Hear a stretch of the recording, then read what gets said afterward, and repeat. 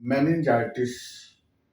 Meningitis का मतलब होता है मेनिंजेज में इन्फ्लामेशन। मेनिंजेज किसको बोलते हैं? मेनिंजेज एक लेयर है, कवरिंग लेयर होता है जो ब्रेन और स्पाइनल कॉर्ड को कवर करता है। और यह मेनिंजेज 3 लेयर से बने होते हैं। जो सबसे बाहर की तरफ होता है डूरा मैटर बोलते हैं, उसके बाद होता है एरेक्नोइड लेयर और उसके अंदर होता है पाया मैटर, जो कि ब्रेन और स्पाइनल कॉर्ड के साथ हुआ लूजली अटैच रहता है ना। ब्रेन और स्पाइनल कॉर्ड के साथ क्या होता है? लूजली अटैच रहता है। तो ब्रेन है और ये ब्रेन है और यहाँ इस पे स्पाइनल कॉर्ड होता है। तो इसी के अंदर में जैसे अंदर का लेयर होता है ना, पाया मैटर बोलते हैं उसको हम लोग, है ना। और उसके जस्ट ऊपर में होता है एरेक्नोइड लेयर होते हैं और सबसे बाहर होता है डूरा मैटर होता है। तो ये जो आपका जो लेयर जो होता है ना, ये लेयर, इसी लेयर में अगर इन्फ्लामेशन हो जाता है अगर, तो उसी को क्या बोलते हैं लोग? इसी को बोलते हैं मेनिंजाइटिस बोलते हैं, है ना। इसी लेयर जो ये लेयर देखे ना कवर किया है, ये लेयर का काम क्या होता है ना कि स्कल स्पाइन जो होता है ना, उसके फ्रिक्शन इंजुरी से इसको बचाता है, ब्रेन स्पाइनल कॉर्ड को। तो इसी लेयर में जब बाहर लेयर में इस पर इन्फ्लामेशन होता है तो उसको लोग बोलते हैं मेनिंजाइटिस। इसमें भी जो मोस्ट कॉमन जो इन्फ्लामेशन होता है वह बीच का लेयर एरिकनोइड लेयर में होते हैं, क्योंकि एरिकनोइड लेयर भस्कुलर लेयर बोलते हैं।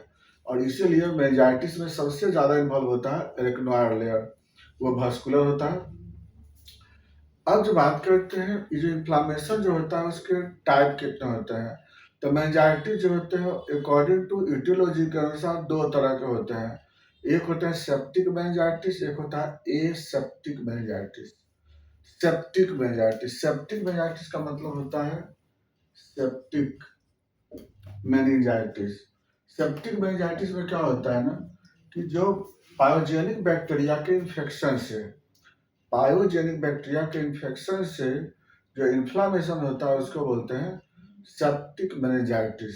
पायोजेनिक बैक्टीरिया का मतलब हो गया पस फॉर्मिंग बैक्टीरिया, उसके इन्फेक्शन से जब होता है तो उसको बोलते हैं लोग पायोजेनिक या सेप्टिक मेनिंजाइटिस बोलते हैं। इसमें कौन कौन से होते हैं पायोजेनिक ऑर्गेनिज्म? तो इसमें मेनली जो होता है बैक्टीरिया ही होता है। तो सेप्टिक मेनिंजाइटिस मेनली होता है बैक्टीरिया के कारण। कौन कौन से बैक्टीरिया है? सबसे पहला है इसमें स्टेफाइलोकोकस ऑरियस, जो कि इससे बहुत कम होता है मेनिंजाइटिस। नंबर 2 होते हैं स्टेप्टोकोकस पायोजेंस, और सबसे कॉमन होता है meningococcal meningitidis. Meningococcal meningitidis is the most common bacteria which produce meningitis. और यह 2 साल से लेकर 15 साल के बीच बच्चों में बहुत कॉमन होता है मेनिंजाइटिस। और स्टेप्टोकोकस पायोजेंस भी जो होते हैं यह भी मेनिंजाइटिस प्रोड्यूस करता है, लेकिन सबसे कॉमन होता है मेनिंगोकोकल मेनिंजाइटाइडिस बोलते हैं, जो डिप्लोकोकस बैक्टीरिया बोलते हैं। उसके कारण वहाँ पर इन्फ्लामेशन होता है मेनिंजाइटिस का। दूसरा जो बहुत रेयर में होता है इस्चेरिशिया कोलाई बैक्टीरिया, वह भी कभी कभी जाकर के वहाँ पे इन्फ्लामेशन करते हैं। वहाँ पे जो ग्राम नेगेटिव बैक्टीरिया ब्लड के माध्यम से चले जाते हैं वो। तो ये मोस्ट कॉमन जो देखें ये सब क्या है ना, ये सब और बैक्टीरिया होता है। नंबर 2 में होता है एसेप्टिक मेनिंजाइटिस। एसेप्टिक का मतलब होता है वह मेनिंजाइटिस जिसमें पस नहीं बनता है, उसमें इन्फ्लामेशन तो होता है लेकिन पस नहीं बनता है उसमें। उसमें सबसे पहले आपको आते हैं वो है आपको वायरस। वायरस में होते हैं influenza virus, measles virus, mumps virus. ये सब जो वायरस होते हैं, कभी कभी चिकन पॉक्स का जो वायरस होते हैं, वेरिसेला जोस्टर, ये सब जो होते हैं वहाँ पे क्या करते हैं मेनिंजाइटिस प्रोड्यूस करते हैं। कुछ फंगस होते हैं, जैसे सबसे खतरनाक फंगस क्रिप्टोकोकस फंगस, यह भी मेनिंजाइटिस प्रोड्यूस करता है। माइकोबैक्टीरियम ट्यूबरकुलोसिस बैक्टीरिया है, इसके कारण जो होता है इसके कारण भी मेनिंजाइटिस डेवलप होता है, इसको ट्यूबरकल मेनिंजाइटिस बोलते हैं। और कुछ नॉन इन्फेक्शियस एजेंट जैसे होते हैं नीडल का बायोप्सी वगैरह हो गया तो उसके कारण, या कुछ टॉक्सिक सब्सटेंस होते हैं, कोई पॉइजनस सब्सटेंस होते हैं, उसके कारण वहाँ पर मेनिंजाइटिस होते हैं। और जो नीडल पंक्चर बोले थे लंबा पंक्चर करने में, चाहे CSF डेन करते हैं या फिर एनेस्थीसिया देते हैं, तो ये सब जो कारण थे वो सब क्या होते हैं मेनिंजाइटिस प्रोड्यूस करते हैं।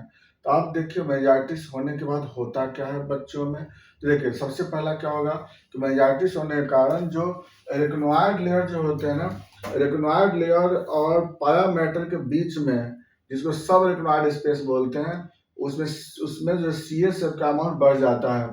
CSF का अमाउंट बढ़ेगा तो वो क्या होगा ना, प्रेशर क्रिएट करेगा, वह इंट्राक्रेनियल प्रेशर ICP बढ़ जाता है। तो इसके कारण बहुत सारे सिम्टम प्रोड्यूस होते हैं। तो इन्फ्लामेशन के कारण क्या होगा, वहाँ पर इन्फ्लामेशन जो है मेनिंजेस में, तो उसके कारण वहाँ पर CSF का अमाउंट बढ़ेगा, CSF का प्रेशर बढ़ेगा, और वह क्या क्या करेगा ना, इंटरनल प्रेशर बढ़ाएगा, उसमें ब्रेन को भी करेगा, स्पाइनल कॉर्ड में प्रोड्यूस करेगा। इसके कारण क्या होगा ना, सबसे पहले क्या होगा, जो बच्चे होंगे उसमें फीवर आएगा, फीवर के बाद नोजिया वॉमिटिंग होगा, उसको इंट्राक्रेनियल प्रेशर बढ़ने के कारण उसका ब्लड विजन होगा, नेक में स्टिफनेस हो जाता है, नेक में स्टिफनेस हो जाएंगे, उसके बाद नोजिया वोमिटिंग बताया दिया, एपेटाइट लॉस होते हैं, फिर हो सकता है पेशेंट अनकॉन्शियस भी होते रहता है, फेंटनेस होते रहता है, सीजर डेवलप करता है। तो बच्चों में मेन पिकुलियर सिम्टम क्या मिलेगा, फीवर, सीजर, नेक स्टिफनेस, ये 3 सिम्टम बहुत कॉमन होता है मेनिंजाइटिस का, फीवर, सीजर, नेक स्टिफनेस।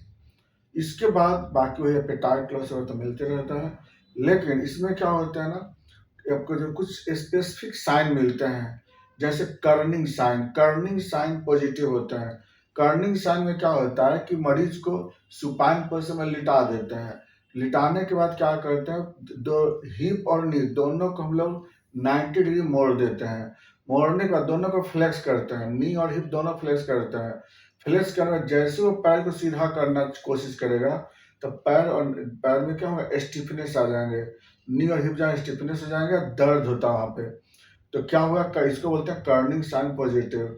क्या हो गया कर्निंग साइन में, पेशेंट को लिटा देते हैं, लिटाने के बाद नी और हिप दोनों को फ्लेक्स करते हैं, उसके बाद जैसे उसको बोलते हैं सीधा करने के लिए, काफी दर्द होता है उसे। नंबर 2 दूसरा होता है ब्रुजिस्की साइन।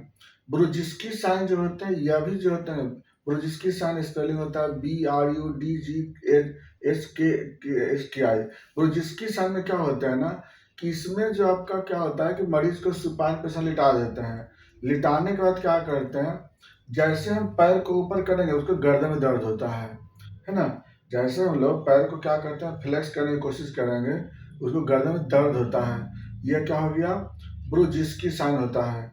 तो दो साइन हो गया, कर्निंग साइन, ब्रुजिस्की साइन। इसके बाद क्या होता है ना, सीजर लाइक आपको साइन मिलेंगे, उसमें टैकिकार्डिया होता है पेशेंट में, ये आपको साइन से पता लग सकता है। कॉम्प्लिकेशन क्या होंगे, हाइड्रोसिफेलस हो जाएंगे, पस फॉर्मेशन हो सकता है उसमें। अब आते हैं इन्वेस्टिगेशन, इसमें क्या कर सकते हैं, पहला तो बताएं डायग्नोसिस कर सकते हैं, हमारे साइन सिम्टम में सिम्टम बता दिए थे कि नेक स्टिफनेस, फीवर हो जाएगा, सीजर होगा, और कर्निंग साइन और ब्रुजिस्की साइन, इससे पता लग जाता है कि मरीज को मेनिंजाइटिस होगा।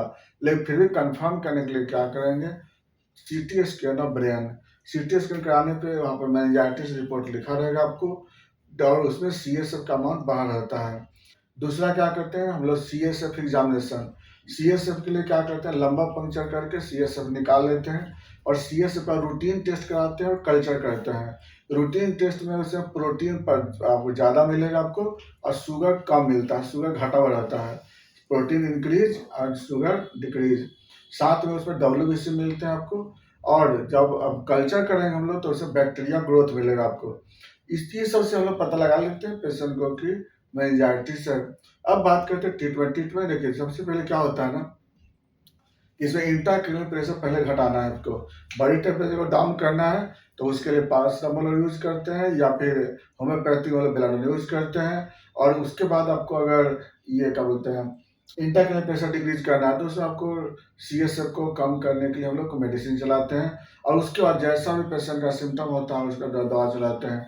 जैसे हम लोग एपोसाइनम यूज करते हैं, प्लम्बामेट यूज करते हैं इसमें, इसके बाद फिर जलसेमियम यूज करते हैं, बेलाडोना यूज करते हैं। लेकिन इसमें अलग तरह के पेशेंट होते हैं। अब बिल्कुल होम्योपैथ से बहुत अच्छे ढंग से मेनिंजाइटिस ठीक होते हैं, बस सिर्फ थोड़ा मैनेजमेंट करना है इसमें, और इंट्राक्रेनियल प्रेशर को मेंटेन करना बहुत जरूरत होता है। जैसे मेंटेन करना है, और ठीक हो जाते हैं इसमें। बस बहुत इंसेफ्लाइटिस से कम डेंजर होता है, इंसेफ्लाइटिस तो ज़्यादा डेंजर होता है। तो इसमें अगर किस तरह का आपको क्वारी हो आप बात कर सकते हैं 9431439696 पे।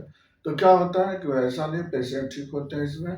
और एक्यूट फेज में तो बहुत मतलब जल्दी ठीक हो जाते हैं पेशेंट। हाँ, अगर सीरियस में अगर पस बन जाता है थोड़ा सा और सर्जिकल केस बन सकता है वहाँ पे। तो ये था आपका मेनिंजाइटिस। बाकी चलिए नेक्स्ट वीडियो में। थैंक्स।